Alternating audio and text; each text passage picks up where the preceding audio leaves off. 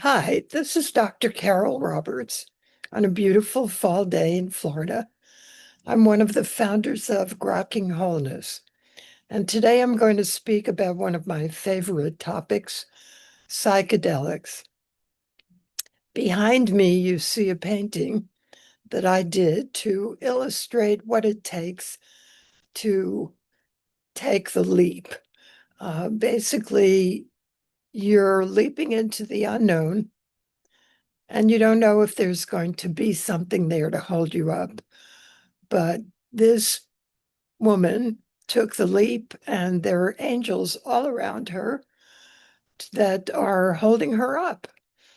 So when we go to bed at night, we don't know what we're going to encounter in dreamland. And it's much the same thing in psychedelic land. So I took the leap first at the age of about 20 in college when LSD was available, accessible, and we got a hold of some. And I and a friend took it one one day. It's an 8-hour trip, and so a lot happened. But I want to emphasize something that I haven't heard anyone else speak about, and that is the transpersonal aspects that psychedelics can open up for you. So, what do I mean by that?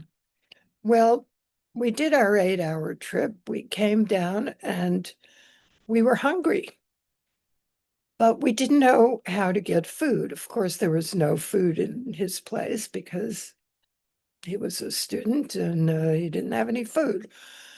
So there was an instrument on the table called a telephone, an old-fashioned landline.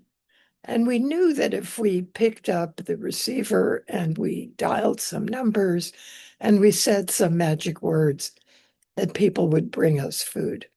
But we just couldn't manage it yet. We weren't that much back in the real world. So instead, we went out into the hallway, and lo and behold, the across the hall neighbor opened her door, took a look at us, and said, "Oh, I just made some soup. Would you like to come in and eat some?" So, yes, of course, that could be coincidence. But here's a better story. So, there are some traveling shamans who come around every once in a while with their ayahuasca brew from the jungle. And I had been invited to one such gathering. I had taken it and I had experienced what felt like the flu.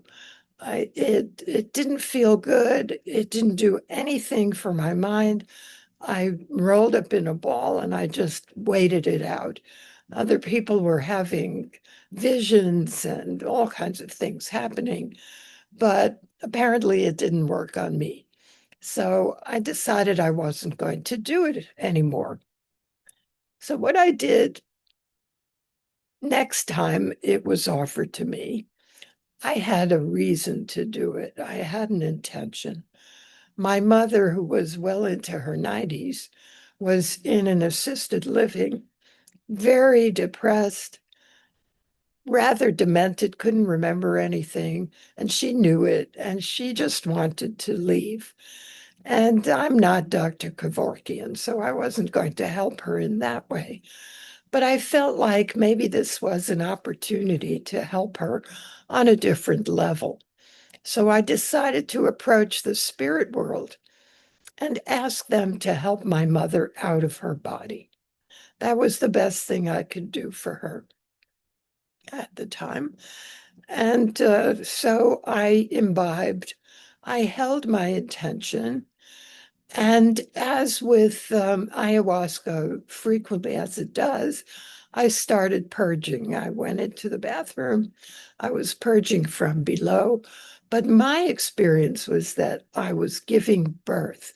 It was not comfortable. It was not fun, but it was very clearly giving birth. And by then I had had two children, so I knew what that felt like. So there it went. I went through it. it was over. I felt like I could sleep, so I went back to the room, lay down on the floor, and fell asleep. The next morning, I got up, went to my car, looked at my phone. The phone was blown up with messages from the assisted living facility. And in fact, my mother had passed during that night. So that was pretty significant to me. And I think much more than coincidence. You can make your own conclusions. So we'll talk about psychedelics again. I'll go through the different kinds, how they differ, and what they might be used for in the future. So just know that there are many uses besides treating anxiety and depression. And oh, perhaps I was opening a door that should be open all the time. These are experiences that that point to a larger reality. We are much more than we think.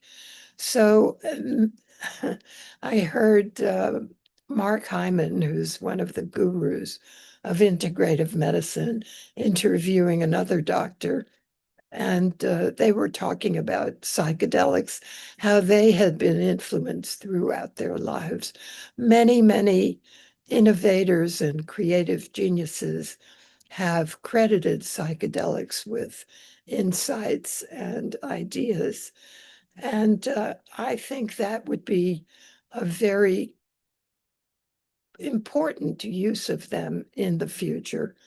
So we will talk more soon. Thanks for listening. Enjoy your day, and please subscribe to our Grokking Wholeness website and channel and help us get this thing off the ground. And if you have any ideas for future topics, or if you would like to share some of your experiences, please send us an email, uh, and we will take a look at that. Thanks again. Carol Roberts signing out.